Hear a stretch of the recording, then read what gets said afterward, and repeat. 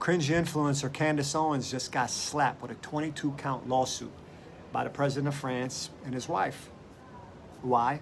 Not because she's cringy, but because she pushed a conspiracy theory so disgusting, so ugly, that it drove her fans wild, and it made her money as she got clicks. See, she basically thought she could lie her way to the top, but now she's finally getting held accountable.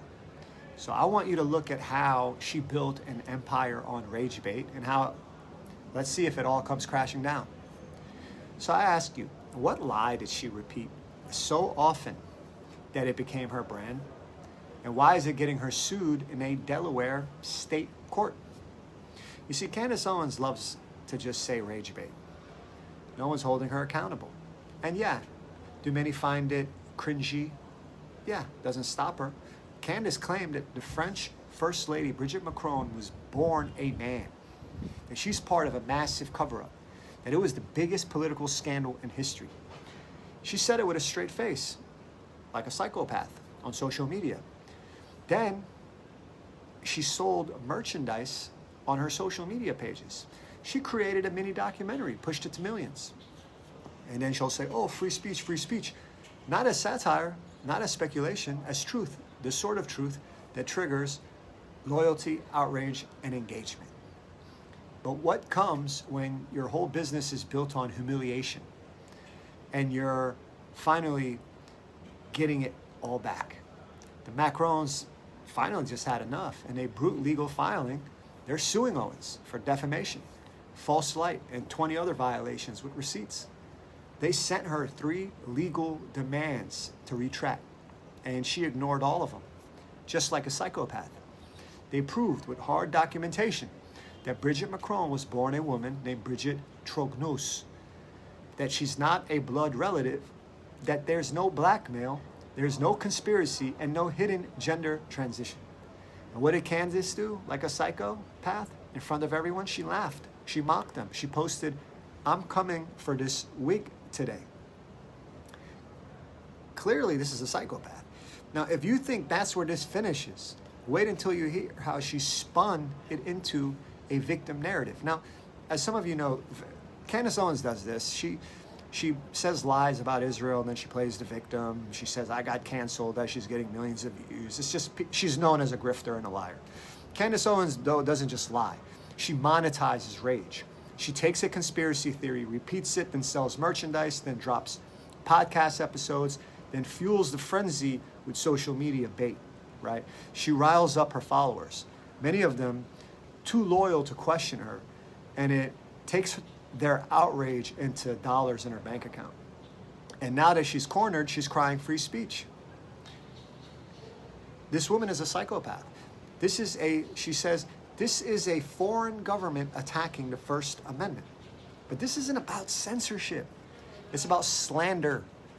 Defamation of character, for example, is wrong. Owens wasn't just reporting. She was running a circus. And she's done this, you've seen probably. She talks about Israel with lies, Epstein, and her pattern of grift, deception, like a con artist. This isn't about Brigitte Macron. Owens has pushed disinformation about the beautiful country of Israel, boosting Iranian talking points like a terrorist. She's inflamed Epstein conspiracies while conveniently ignoring facts. And she blames the DOJ under Trump for not releasing Epstein's full files. She's not loyal to truth at this point. She's loyal to craziness. If it clicks, she runs with it. That's how she built her journalism, by feeding her audience rage on demand. But what happens when you train your audience to only respond to outrage and you start losing control? You see, this case isn't just about one influencer. It's about accountability at massive scale. And when you profit from slander or defamation of character, when you refuse to back down even after you're getting presented with hard proof, and you keep poking, and occasionally, guess what? Someone's going to poke you back. The Macrons are demanding a jury trial. Good for them. And I'm not even a fan of their politics. I think they're destroying France. And they're not just asking for a retraction.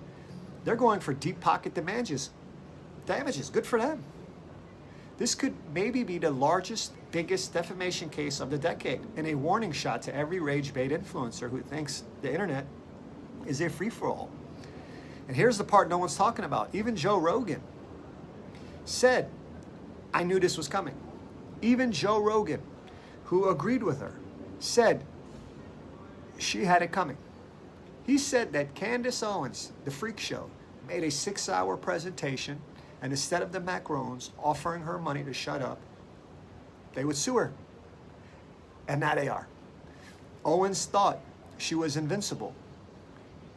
But the deeper she went, the more she mocked, the harder the consequences. She's not just getting sued for a rumor. She's getting sued for turning disinformation into an empire. Your gaslighting doesn't work on millions of other people, Candace. And you better believe others are seeing, especially those she's lied about prior. Candace Owens said, I'm not shutting up. She's a freak show. Look at the social media platform X. I mean, maybe 2/3 of her followers are from countries that hate America. She basically is like an Iranian propaganda arm at this point. But back to the Macron situation, now a court might make her listen. So if you're tired of these influencers making millions of dollars manipulating people, if you're done seeing these grifters build platforms off disinformation, lies, and provocation, then please subscribe to my page right now and help me expose the con. We follow the money, and I appreciate your support.